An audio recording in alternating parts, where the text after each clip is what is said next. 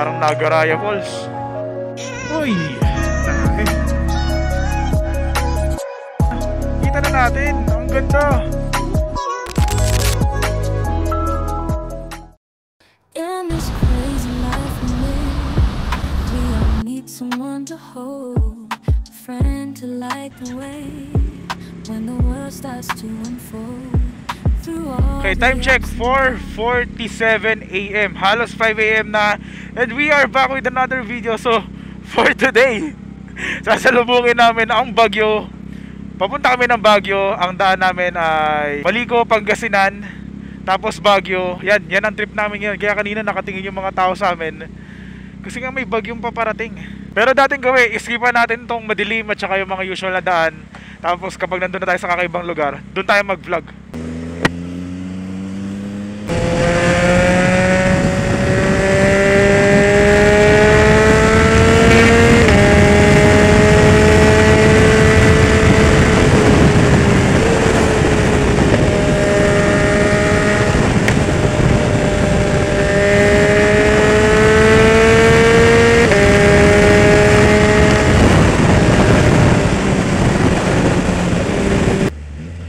Sakto, 1 bar.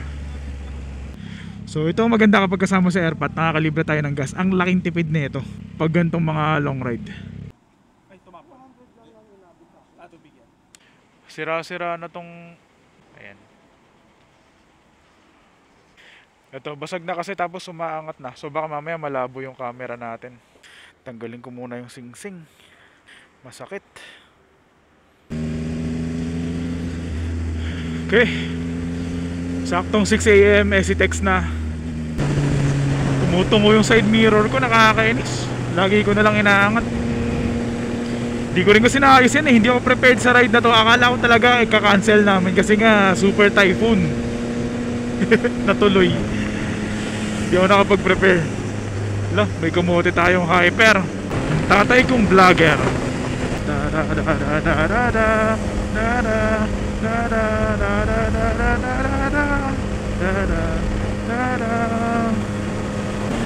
Ay, grabe, ang haba ng diretsyo na to. Pero mag-exit na ata, narinig ko mga 3 kilometers. Nakakantok. Ito yung mga nakakatawan sa park. Maganda talaga yung mga paikot-ikot. Ay, Rosales exit. Magayos lang ako ng helmet, sakit ang ikaw ko.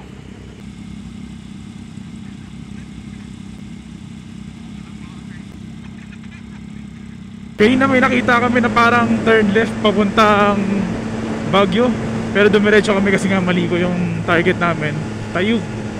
Okay, yun yung lugar, kung saan man yan.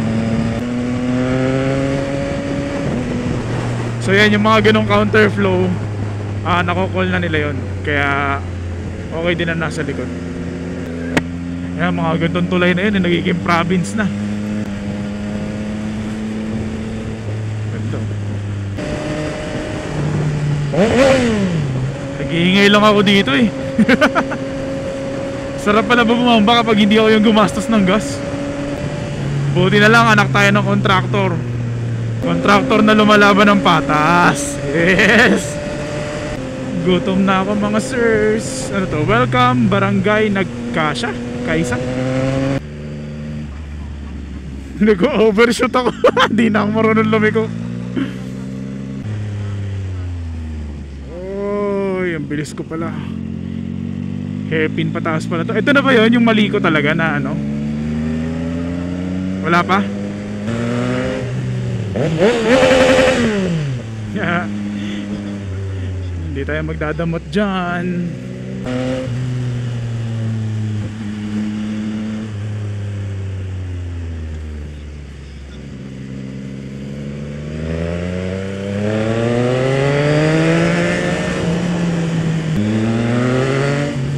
Overtake po.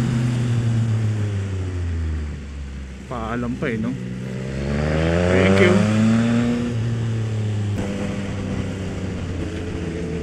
Uy.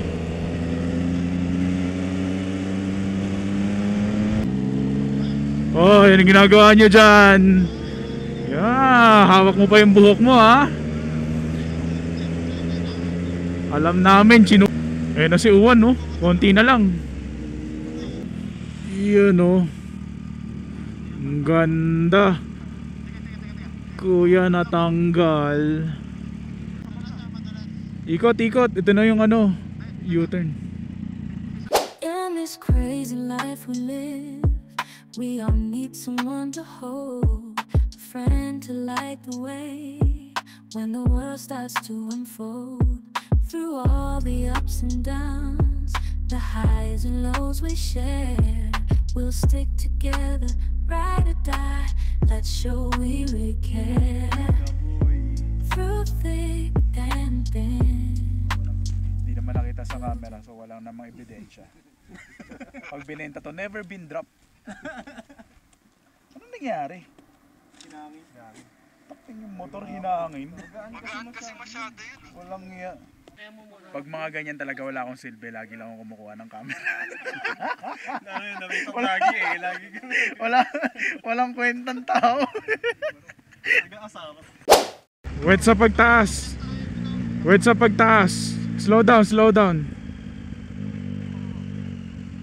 Uy, ang ganda ng view. Pero slow down kayo dito. Yun, oh. Namnamin muna natin. Hindi naman tayo nagmamadali. Slow down sa pataas, ha. Uy, sobra ako. Medyo mabangin.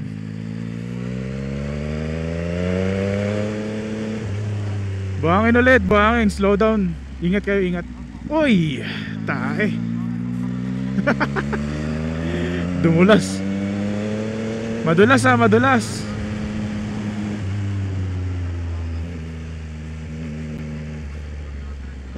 After pickup, libre.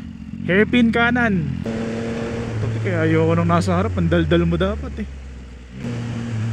Madulas, madulas. Pulang lupa, kahit brown. Ganda ng mga view.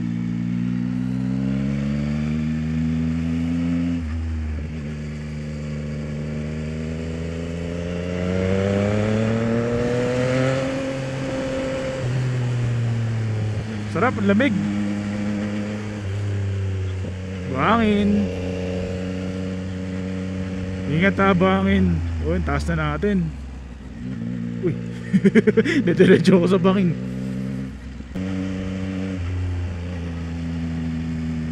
Swimming pool, oh.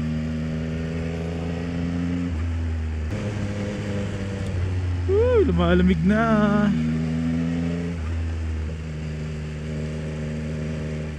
Sharp left. Welcome to tamang di kalit. Di ko maintindihan. Basta yun. Okay, let's go.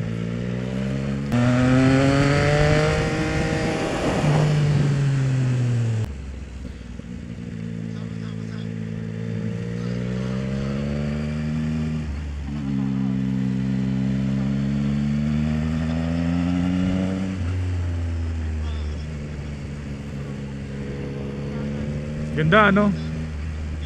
Oh, twilight trees. Yun, oh.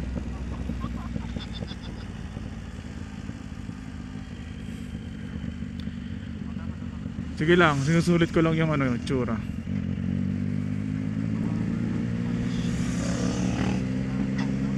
Nueva Vizcaya South.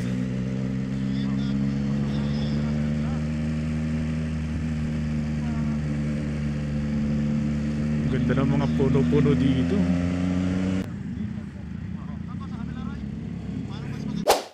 Okay, nandito na tayo sa Cup of Stories. Maganda yung pwesto nila kasi maganda yung view. Tapos pakita ko muna, meron silang picturean spot dito na pang couple-couple ang dating. Tapos may maligo signage kaya maganda rin. Ayan, no. Picture ako dyan. Tapos yung view,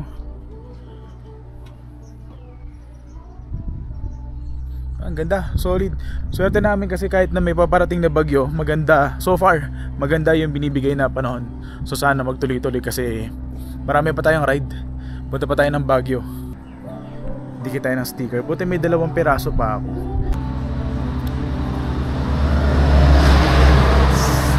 So naka-order na kami ng food. Pakita ko muna yung place. Tingnan nyo to. You know, yes, picture. So ganito magiging view nyo kapag kumain kayo. Yan na. So kain lang kami, pahinga konti, kape-kape, tapos balik tayo sa ride mamaya.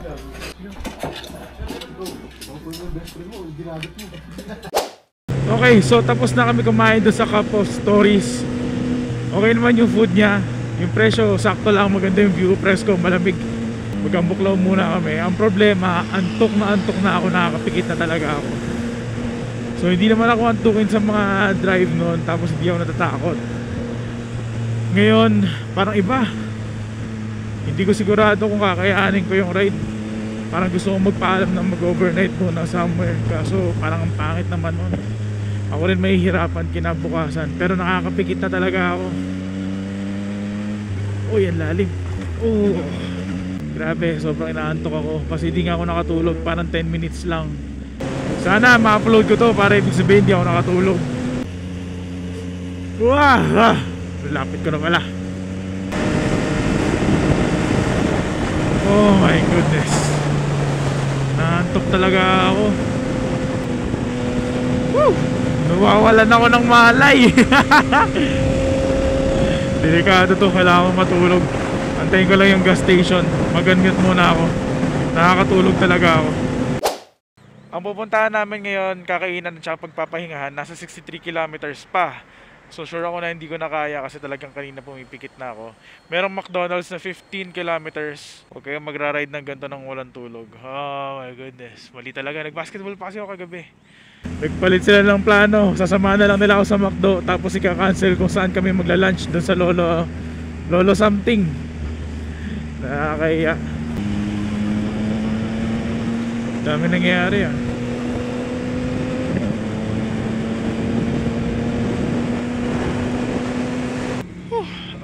Hindi rin natuloy yung tulog natin sa McDo. Grabe, sobrang init. Mas malamig pa dito sa labas. Kaya nagkape na lang ako. Itutuloy na namin. Ang balita ko, aakyat kami pa Baguio. Kasi parang bumaba na kami ng bundok. Ngayon aakyat ulit kami. Medyo malayo-layo na rin ang narating. So tutuloy ko na lang. Medyo nagising-gising naman tayo. Pero hindi rin ako magtataka kapag bigla akong nawalan ng energy mamaya. Kasi di talaga tayo nakatulog. Walang yung McDo yun. Napakainit. Paglabas mo ng pinto, mas mararamdaman mo lamig ng Pilipinas. So sa ngayon, nasa 65 kilometers daw yung aakyatin natin. Bumaba kami ng bundok galing Maliko, di ba? Ngayon paakyat na kasi parang tatawid tayo ng Pabagyo. So kung mga gantong view naman ang dadaanan natin, tapos yung daan medyo malikot, hindi yung diretso lang, kaya naman to. Malapit na lang yung 68 kilometers.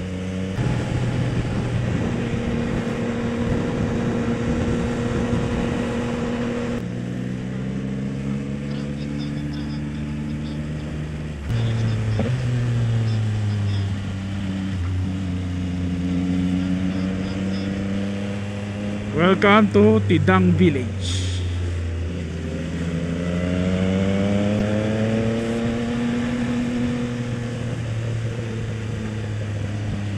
Woo! Para naglalaro lang eh.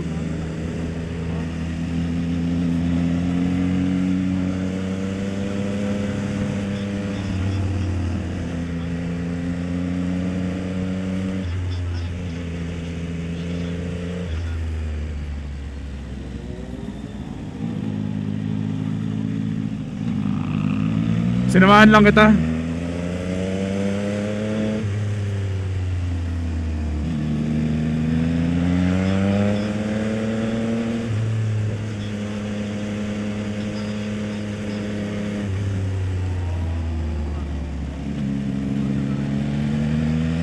Pataas na ng pataas, sir. Let's go. Teka, saan ba tayo papunta na? Ang Buklaw? Okay.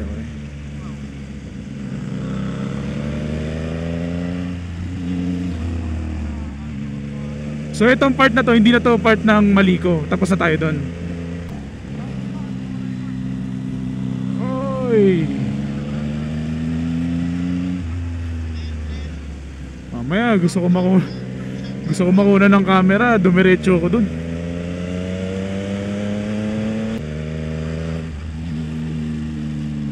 Grabe, sarap ng daan dito. Pero hindi natatapos, 37 kilometers pa na ganito ang dadaanan namin. Tapos medyo nagiging foggy na. Siguro hindi halata sa camera, pero paakyat na kami ng paakyat, mataas na. Yung ulap, halos nandito na kami. At saka nakikita na rin namin yung bagyo.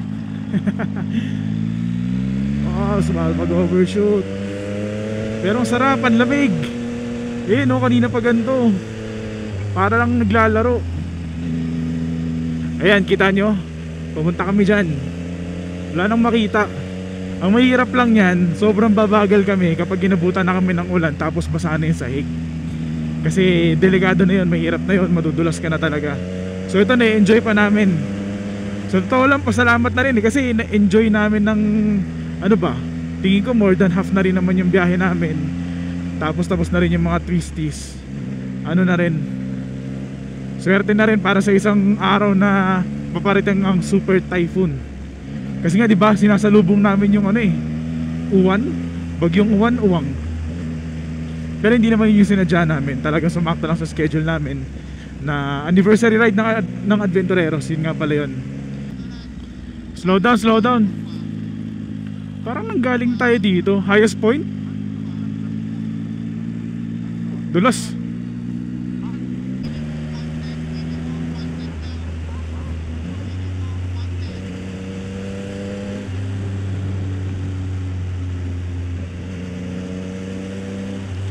Ganda ng mga puno-puno dito. Parang ang sarap mag-emote dito. Wait lang, alalahanin ko lang siya. Okay na, pumatak na yung luha. Okay na ako ulit. Okay, so nasa Ambuklaw na ata to. So ito yung pupuntahan namin na pangalawa, tapos Baguio. Pero meron kaming kakainan pagstayan saglit dito. Nasa 7.8 kilometers na lang.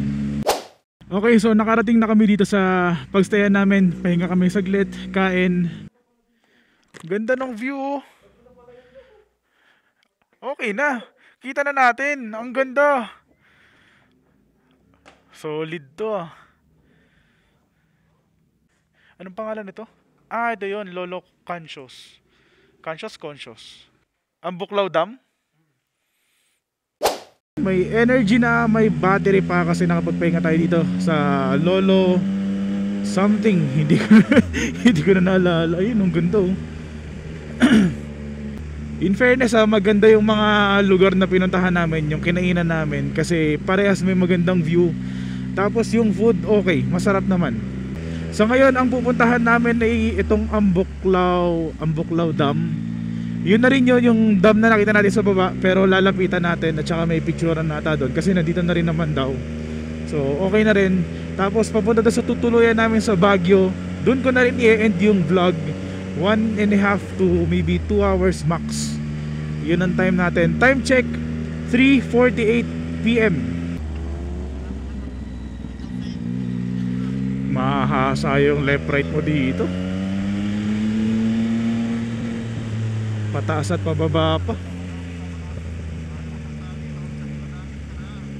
Si Lebron.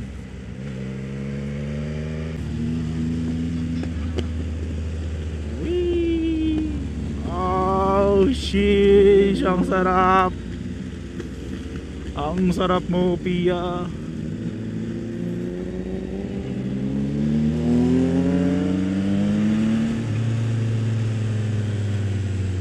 Engine brake.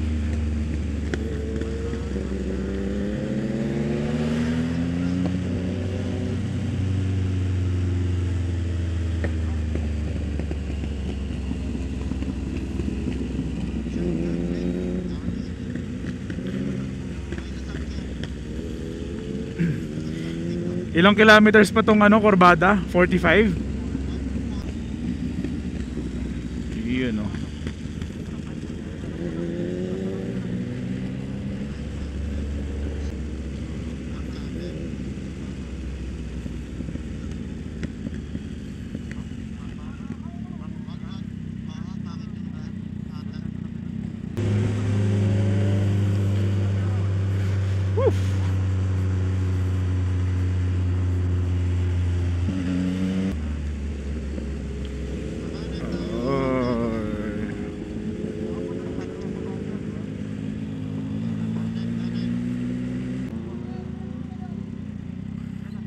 Oh, bilis lang. Habol ako sa inyo, go lang.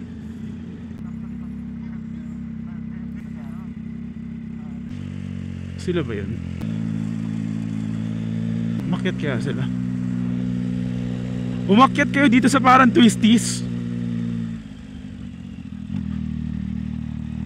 Uy. Ay putik, ang ganda.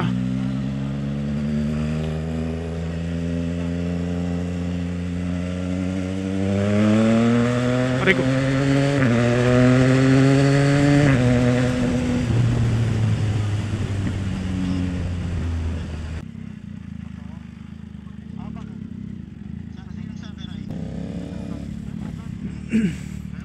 Yun o.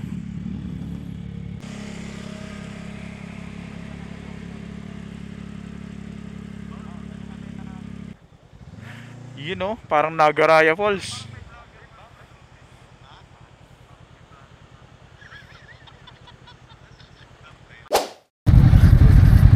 Okay, narating na natin yung dam. Grabe oh. Very nice. So mag picture lang kami, tapos biyahe na tayo pa Baguio. Pakita ko na rin pala yung kabilang side. Kita ba? Ayan. Dito puro yung pinaka, ano ba tawag dyan? Para ilog. Ito yung dam.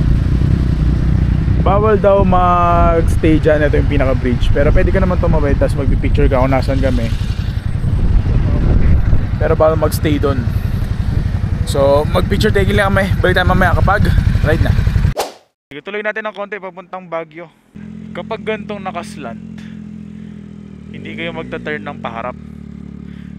Bibelo lang kayo, tapos atras kayo pag ganito.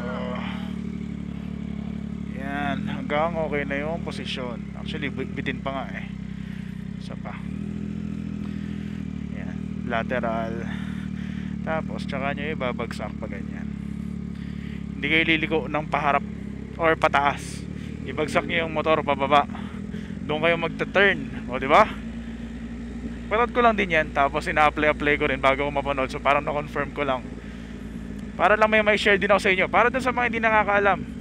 So ngayon tapos na kami dito sa Ambuklaw Dam. Ganda. Nakakatuwa.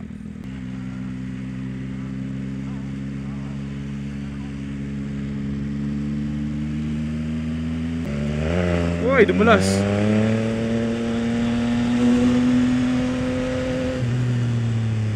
Clear, clear, clear.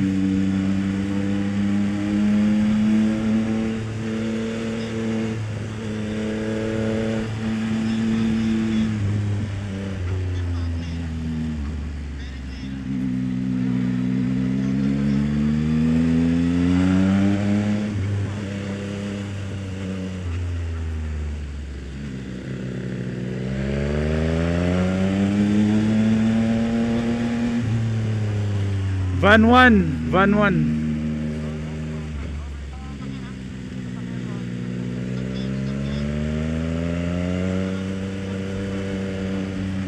Two.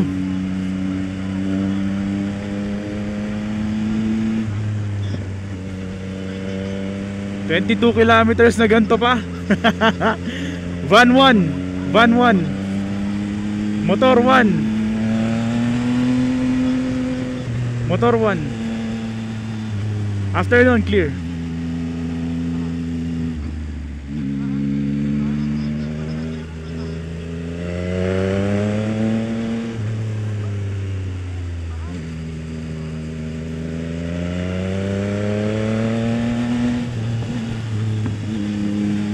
Taas na.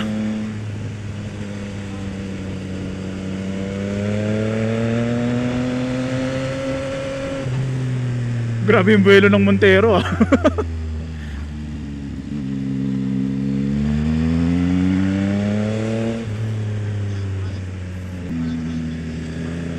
Nagbigay. Thank you. Clear.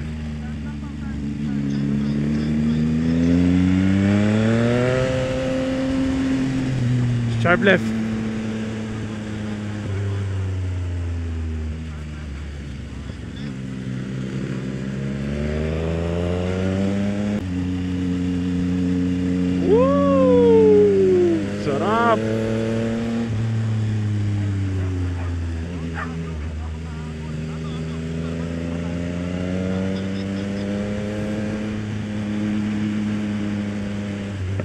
Sharp right. Sharp right na may konting buhangin, ha, ingat.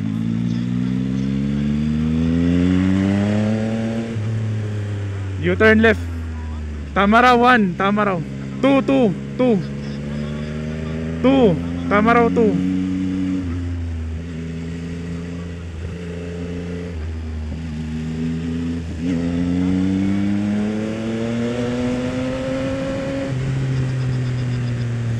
Nalagpasan muna bago makompleto yun. Van White. Sharp left up. Taas, mataas. Ingat. May truck, huwag nyo bibiglayin, ha. SUV white.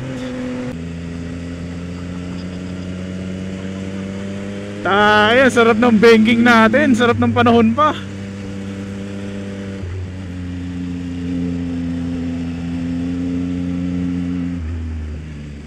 Free pa rin, free. Clear pa rin. Sharp right.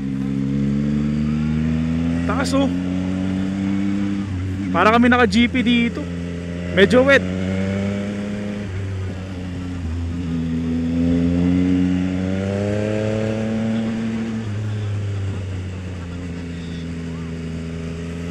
Grabe yun, ang baba na. Takot ako.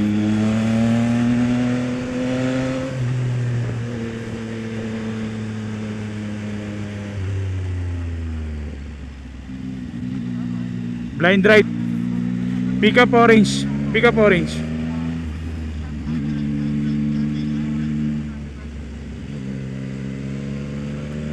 Pick up gray.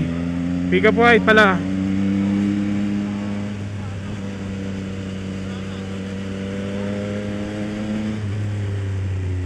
Blind right, ingat. Uy, bundok na. Nagpa-fog na. Uy, grabe yun.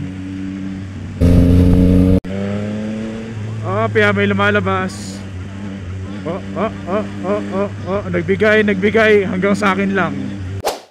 So kung umabot kayo sa part ng video na to, salamat. At pasensya na kung hindi na tayo masyado nagvo-vlog. Pero kung nandito kayo para manood kahit paminsan-minsan, super thank you. Na-miss ko kayo. Sana na-miss nyo rin ang video natin. So again, thank you for watching. Sana nag-enjoy kayo. Ride safe everyone. Peace.